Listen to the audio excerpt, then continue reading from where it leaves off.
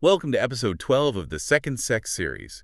Today, we ask, how have men written women into existence, and what have they written her out of? Join us as we turn the page on literary myths, guided by Simone de Beauvoir's piercing critique of male-authored narratives.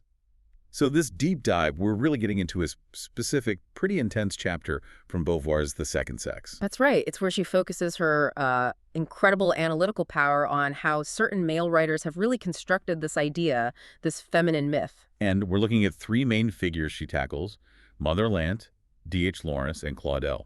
Seemingly quite different guys. Very different on the surface, yeah.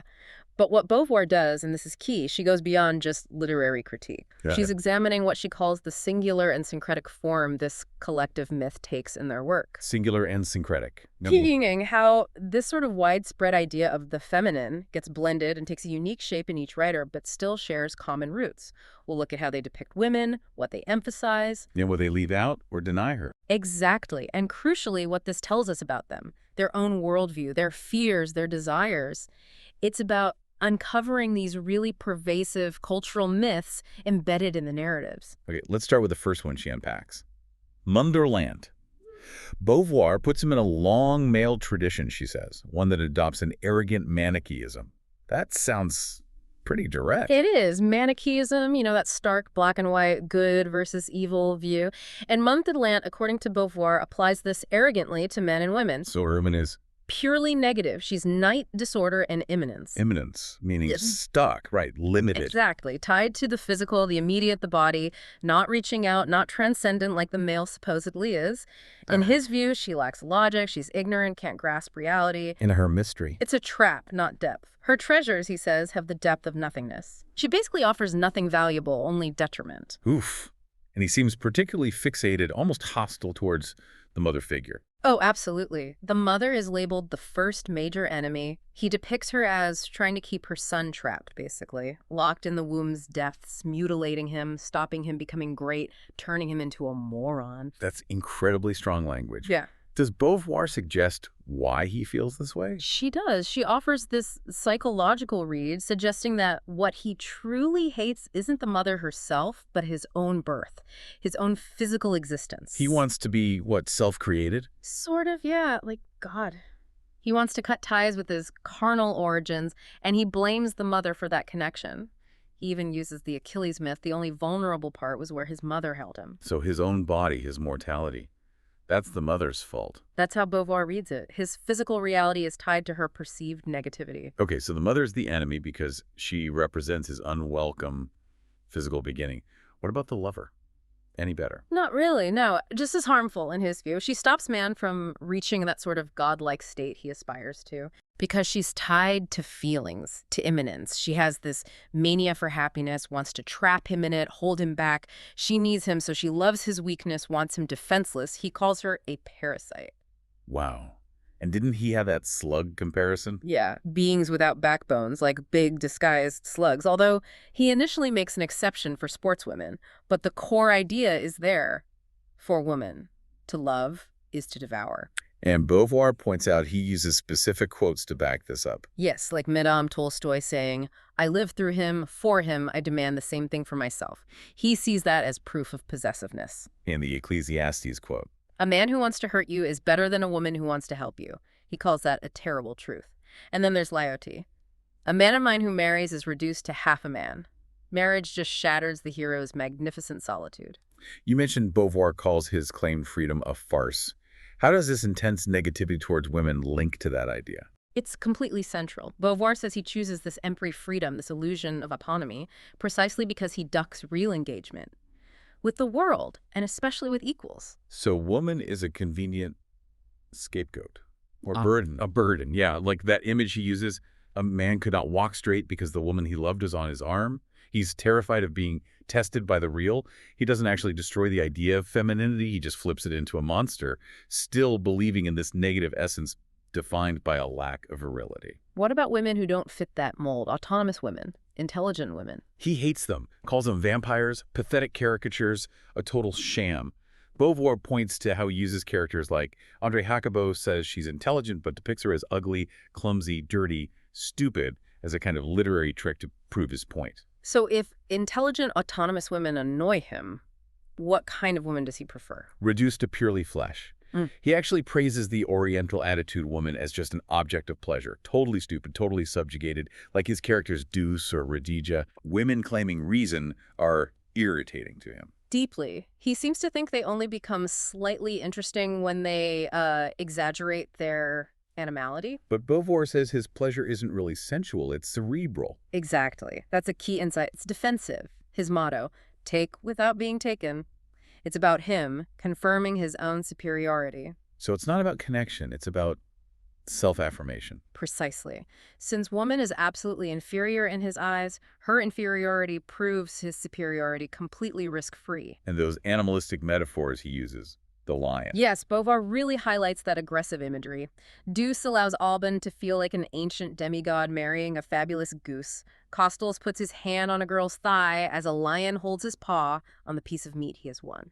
It's all about possession, domination, carnivorous arrogance, she calls it. He talks about testing his strength, too. Yeah, against women or animals, because, as he says himself, it's infinitely safer than testing it against equals, against other men who might actually challenge him or judge him.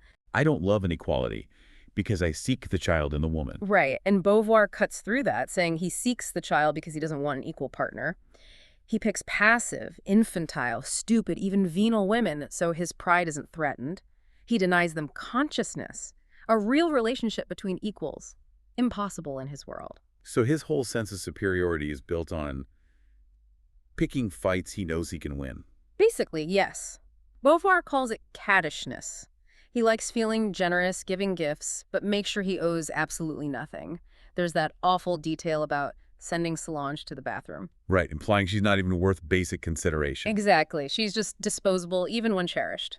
He gets off on feeling like both predator and prince. But Beauvoir says spending so much energy on these futile creatures just reveals vanity, not real pride. And he even finds pleasure in pitying them. Yes, a more subtle delectation, she calls it. Pity for the unfortunate race. He likes seeing sportswomen beaten, prefers women when they're affected, like menstruating. Finding sympathy for sick animals, that's disturbing. It is. He makes promises out of pity, then breaks them. It's all a game to him. It really seems like he wants women to be contemptible, doesn't it? That's exactly what Beauvoir argues. He calls the conflict between desire and scorn a tragedy, but she says, hold on, the tragedy is hers, not yours. For him, it is too obvious that this exercise delights him. He wouldn't desire what he esteems. Precisely. He disdains them because he wants to. It elevates him by contrast. Choosing pathetic partners, the old virgin, the vacuous bourgeois makes him look grand in his own eyes. But Beauvoir says to the reader, it just makes him look small. And that detail about Solange going to the toilet, Beauvoir connects that to a hatred of the flesh. Yes, it's incredibly revealing. Costals remembers a mare that wouldn't urinate while he wrote it. Beauvoir sees this as showing not just that he views woman as a domestic animal, but that he denies her even basic bodily functions, her autonomy. And ignores his own body in the process. Right. He sees himself as this pure spirit served by muscles and a sex organ of steel.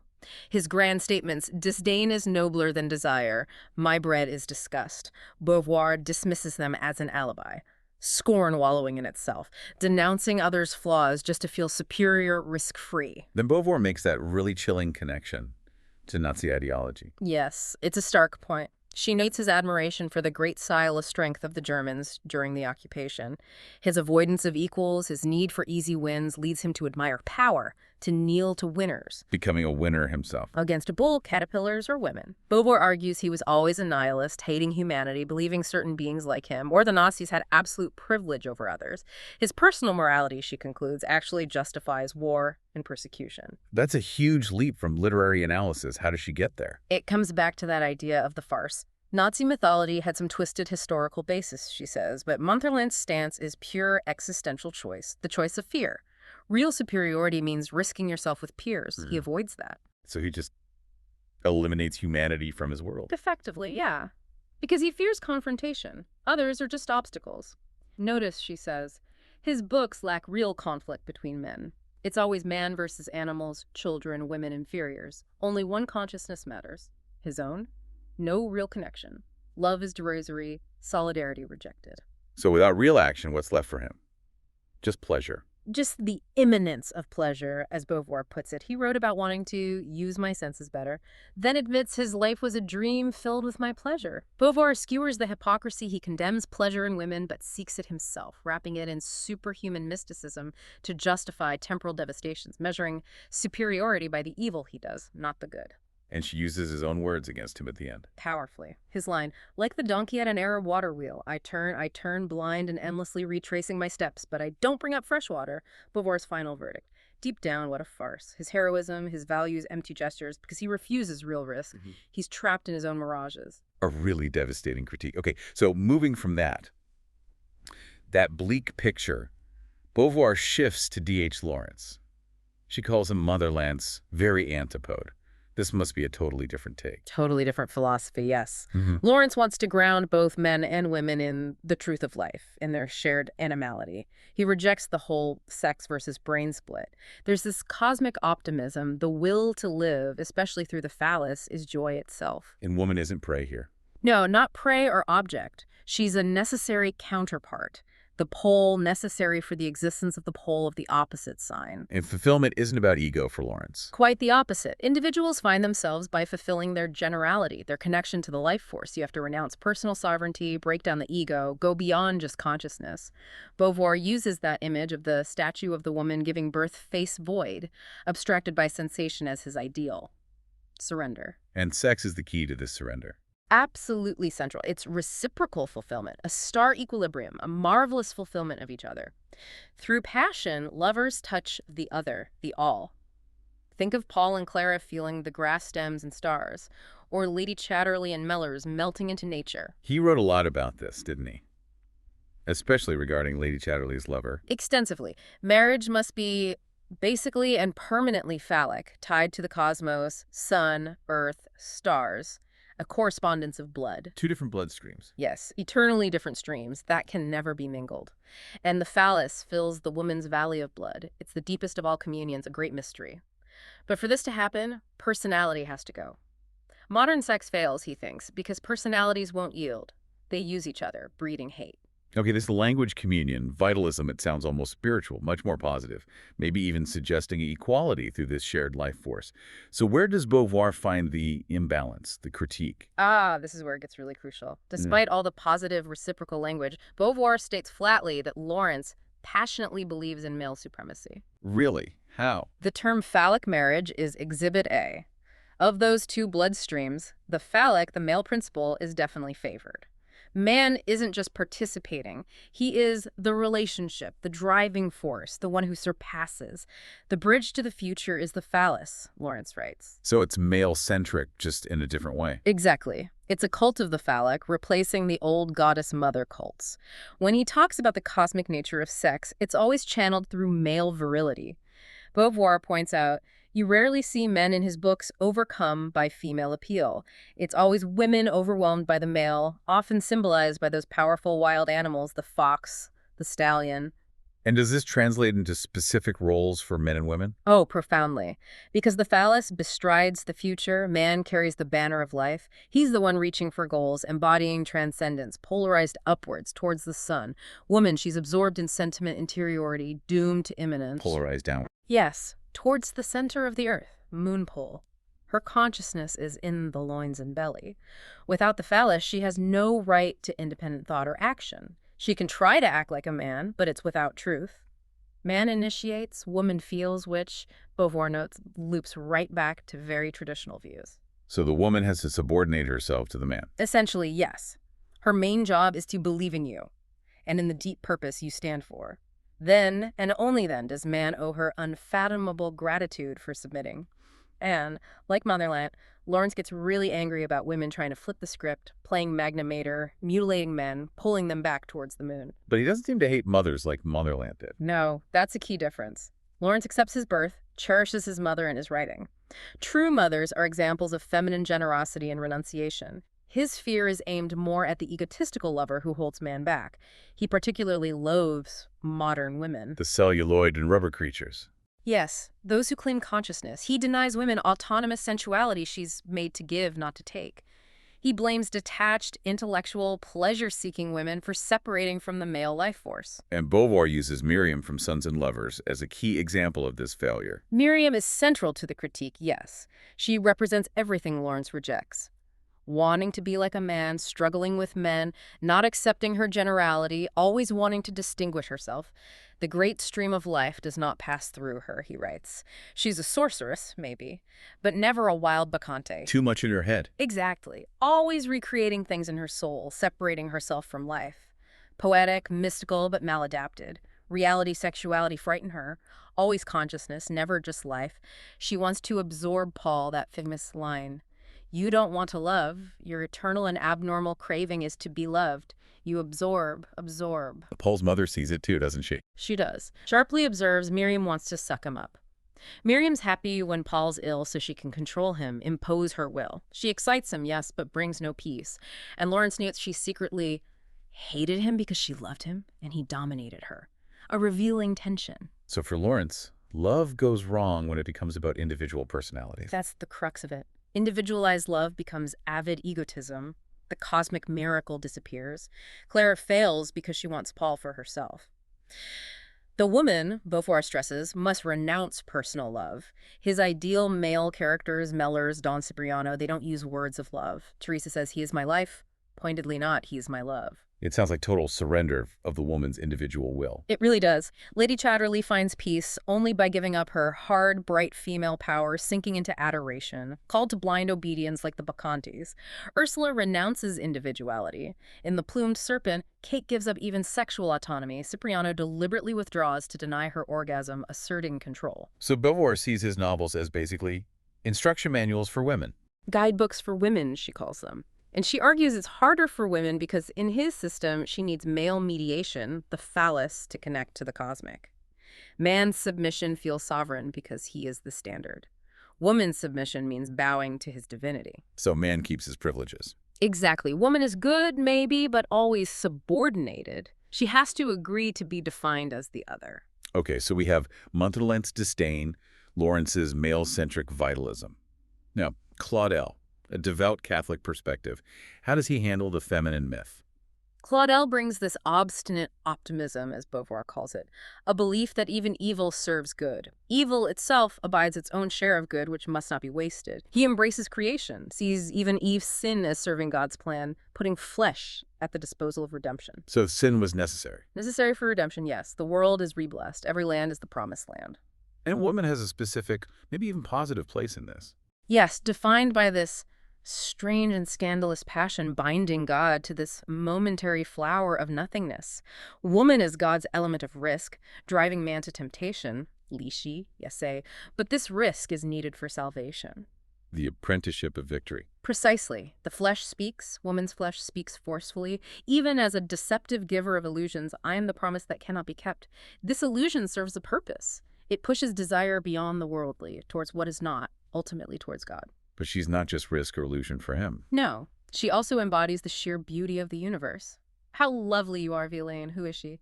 Gentler than the breeze. She's nature's beauty, but also a peer, someone human like me, a companion. And the union, marriage, is sacred. Absolutely fundamental, a sacrament based on consent that two free people grant each other. Not pleasure, but the sacrifice of pleasure. They must be content with each other. Each finds their necessity in the other. It is in him that you are necessary.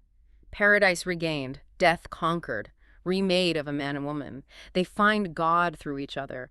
Woman gives a glimpse of heaven, pulls man from earth, gives him need.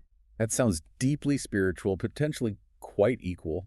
Two partners on a path to God. Does Beauvoir think Claudel achieves true equality? Not quite on the human level. Beauvoir points out the roles are definitely not symmetrical there.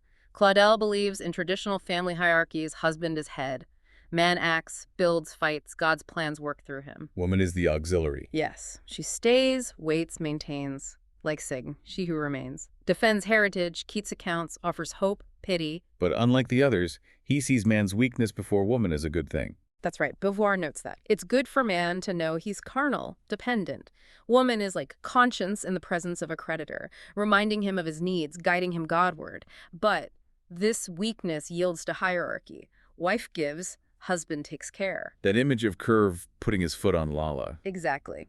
illustrates the vassalage, as Beauvoir calls it. Sicken takes a knight's vow to George. You are the lord, O male of my race. Fidelity, loyalty, female, vassal virtues, strength comes from devotion. So on the human level, her greatness comes from subordination. That's Beauvoir's analysis of Claudel's human dimension, yes. Her greatness is tied to sacrifice devotion within that male-led structure. However, and this is crucial in God's eyes, Claudel portrays her as perfectly autonomous. Oh, so? Because ultimate transcendence is in God, not on earth. Woman has a direct line to God, maybe even more intimate, though often still mediated by priests or angels. And his greatest saints are often women. Indeed. Signe, Vilaine, Pruhez. Beauvoir suggests this is because saintliness is renunciation, sacrifice. And woman, portrayed as having less personal will, made to give, is seen as closer to perfect devotion. Through her sacrifice, earthly joys are surpassed. Signe sacrifices for the Pope, Pruhez sacrifices earthly love for eternity. So what's Beauvoir's final take on Claudel? Despite the spiritual reverence, the elevation of female saints, Beauvoir argues the core structure remains one where female heroism is celebrated because she is subordinated. Her role is defined by sacrifice, giving herself up, serving a divine plan mediated or structured by male concepts. Her value still lies in relation to the male or a male-defined order, not her own autonomous being. Right. So wrapping this up, we got these three very different writers. Montherlant's intense disdain, Lawrence's sort of cosmic vitalism, Claudel's Catholicism, yet Beauvoir finds this common thread in how they all build this feminine myth. That's the real genius of her analysis here. Different philosophies, nihilism, vitalism, Catholicism, but she shows how each one ultimately fails to depict woman as a sovereign subject in her own right. Always defined in relation to man or a male order. Exactly. Whether she's a despised object boosting his ego, a biological function serving his transcendence via the phallus, or a handmaiden sacrificing herself within a male-mediated divine plan, the pattern holds. They write her into existence in ways that confirm male subjectivity or destiny, while simultaneously writing out her potential for her own self-defined existence, her own equal relationship with the world. It really makes you reflect on how deep these patterns run, defining women based on what they mean to men, even across such varied thinkers. It does, and that leads to the real question this kind of deep dive prompts you, the listener, to think about. Taking Beauvoir's point seriously, how might these ways of defining women relative to male fears, desires, divine plans still be echoing around us in culture, stories, maybe even how we talk? And the flip side, perhaps more challenging. What does it really look like? What does it mean for you to imagine women written into existence not as someone's other, not as an auxiliary or reflection, but as truly autonomous human subjects responsible only to their own freedom and their own unique engagement with the world? Definitely something to mull over.